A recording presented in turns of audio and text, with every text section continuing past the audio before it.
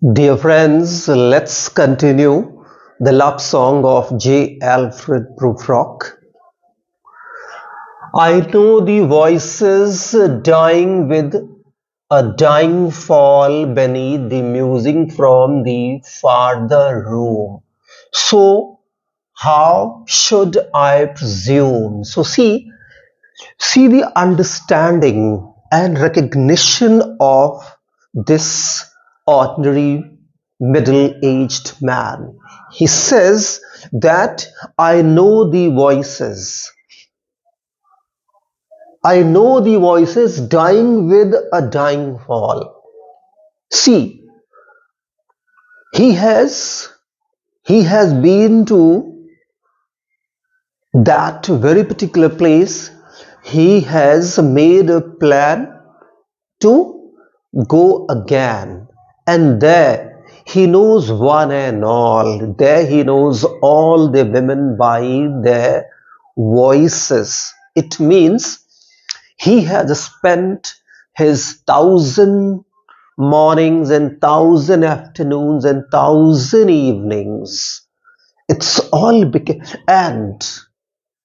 and he's been in intimate relation with many of them, and that's why he knows many women.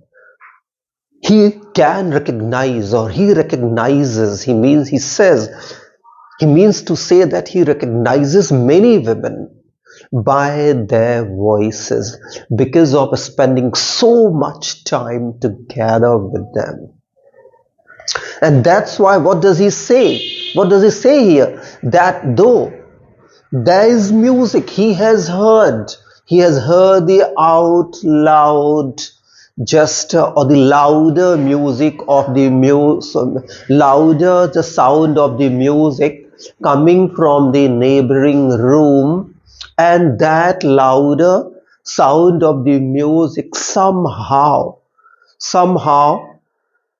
suppresses, or somehow suppressed, or many times suppresses the voices or the sound of the voices of those women he knows. But even when the sound of the voices of those women was almost inaudible, he could recognize them because of spending so much time together. And he knows that if he goes there once again, definitely he will be in a kind of you can say, trouble. He won't find himself strong enough, confident enough in expressing his emotion and feeling for that young woman he is in love with. Why? Because there are so many other women he has dated. He has spent his mornings, evenings, afternoons, nights with them. And if he knows them inside out, they also know him inside out. Means if he knows them thoroughly, they also know him thoroughly. If he knows their hollowness, their weaknesses, they also know his weaknesses. So how is it possible for Prufrock to go and propose to that lady?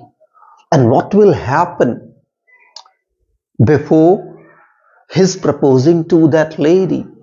Those women will fix their eyes on Prufrock, and their very staring at Prufrock, or their very staring of Prufrock, will cause a kind of anxiety, will cause a kind of nervous breakdown to Prufrock, and in that condition, will he be able to dare To disturb the universe?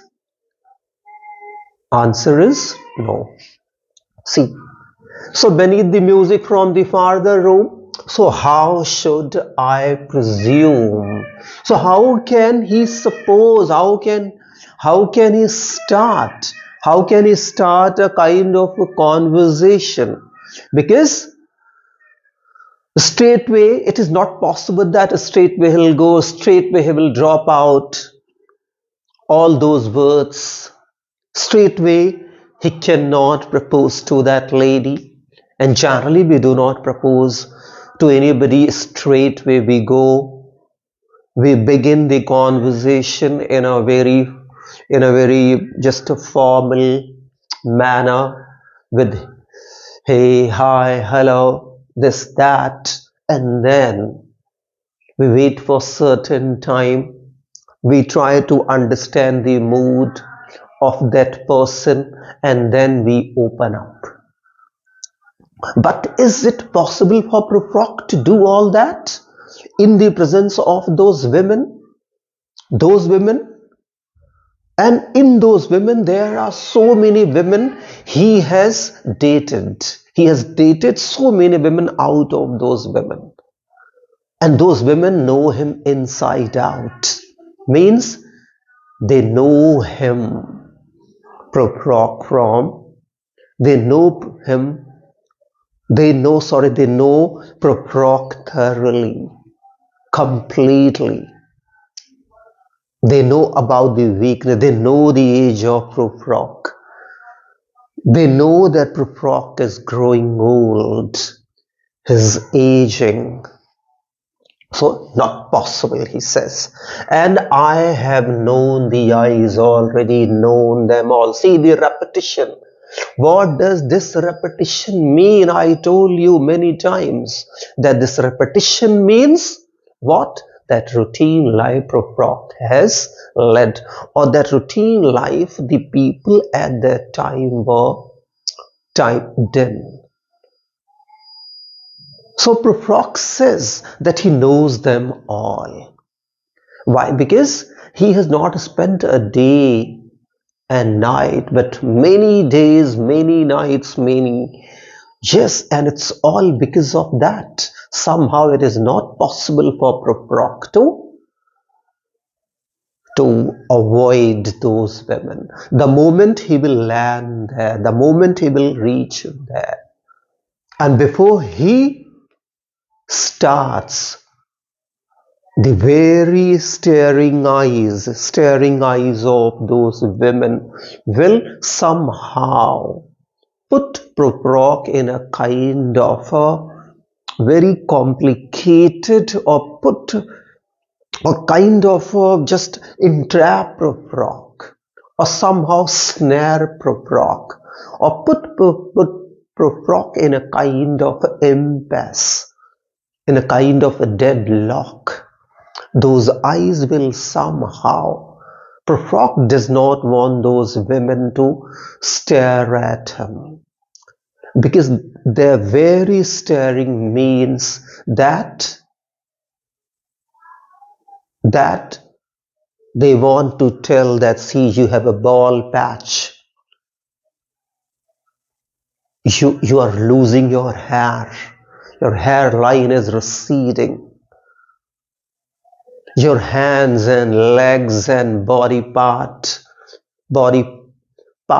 are what? Shrinking, means you're getting older and older, you're aging, and these all will remind Prufrock those days and nights he spent with them, those immoral acts he has, or he had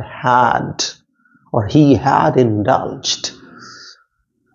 And these all will not allow Prufrock, or these all will bring all the confidence of Prufrock down, and Prufrock won't be able to propose to that lady. Because what will happen after the proposal? straightway denial will be hurled at him. So he says, them all I have known, the eyes already known them all. The eyes that fix you in a formulated phrase. So he says that the very staring of the eyes of those women will put him in a kind of a impasse that he won't be able to speak more than hello, hi, how are you? These kind of words he will speak, and after that he will have to shut his mouth. Why? Because he won't be able to speak any more after these formulated, these common day-to-day just words of the greetings. He won't be able to speak one more extra word after these, after dropping out these just formal words. And when I am formulated, sprawling on a pen, and he says, and when he finds himself in this kind of odd situation, this kind of a complicated, just a snare or trap, he feels absolutely nervous. He feels as if he is fixed, he is pinned, he's like a frog, or he's like a kind of an insect that is fixed to a wall with the help of a pin to be dissected, to be cut open into many parts for the dissection.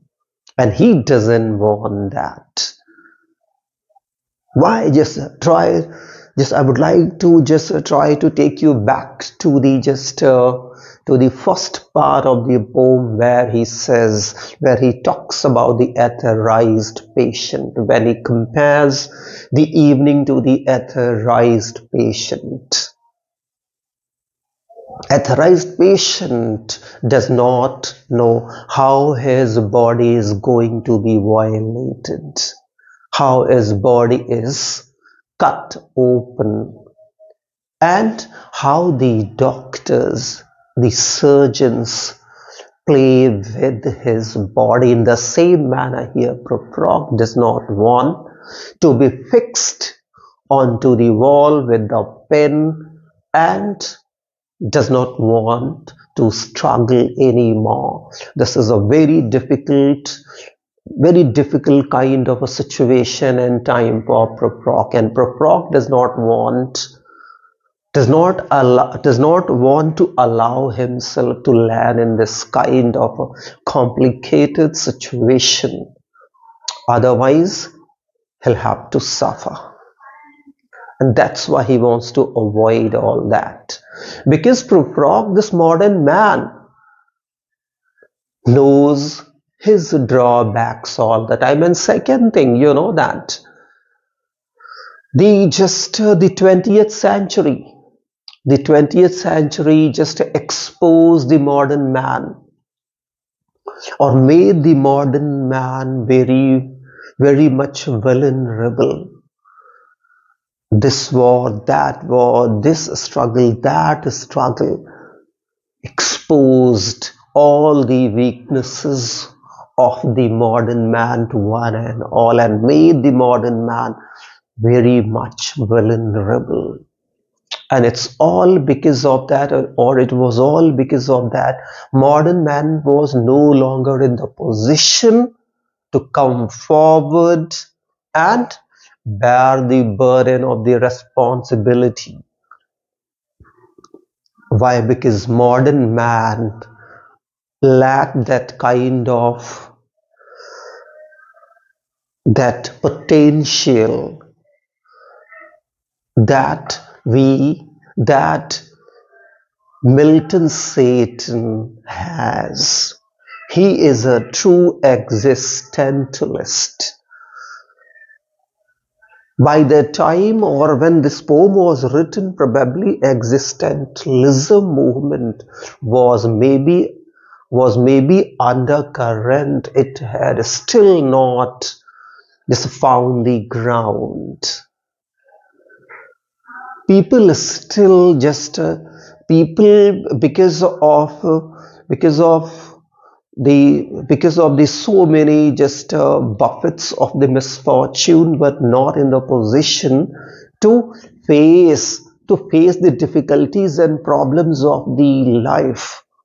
All of a sudden they had suffered a lot, and all because of that they had lost their complete faith in the religion. Religion had almost been, you can say, the God was nowhere. Why? Because the religion was nowhere. And it's all because of that.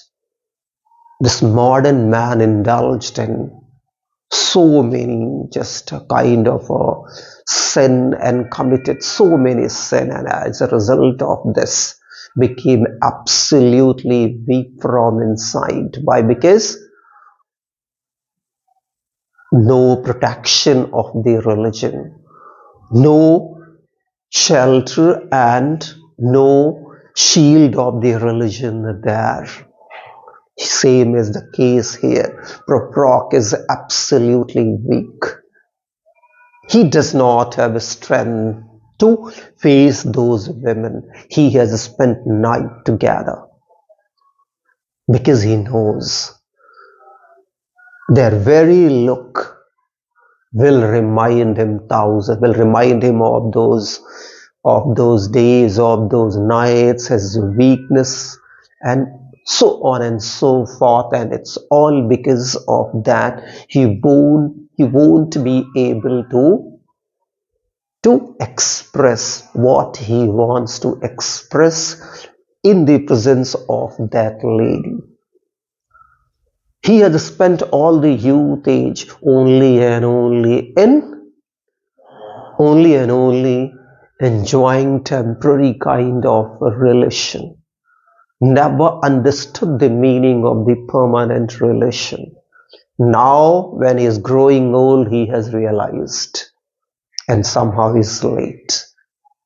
Somehow he realizes that maybe he's not so pure as the lady is.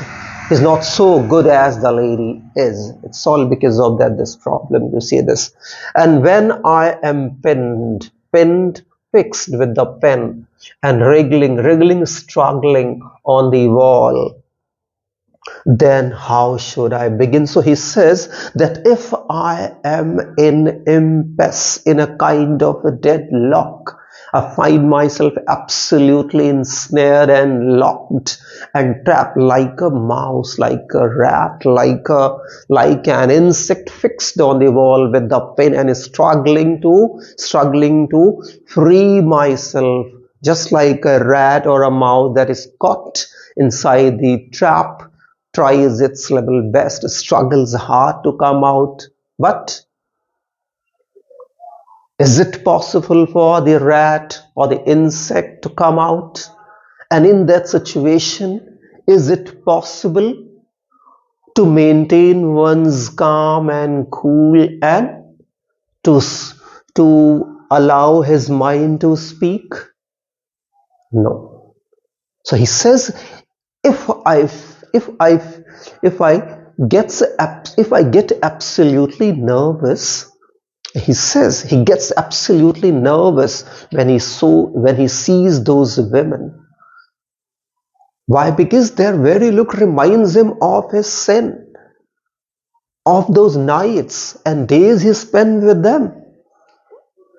So in that situation, is it possible for him to propose to that lady? And if he proposes, he knows the consequences, and he does not want to be denied or rejected.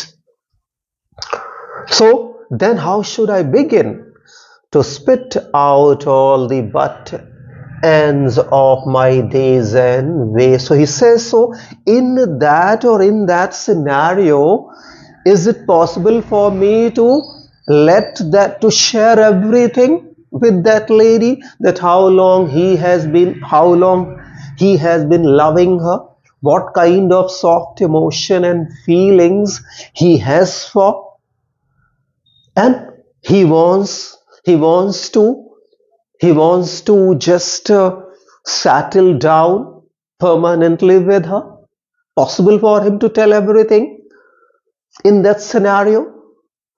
Possible for him to say that, see, I have been loving you for years, I have this kind of feeling, that kind of feeling, I have this planning, that planning, I have made my all future planning with you? Not possible. Not possible at all. So that's it, dear, in this video.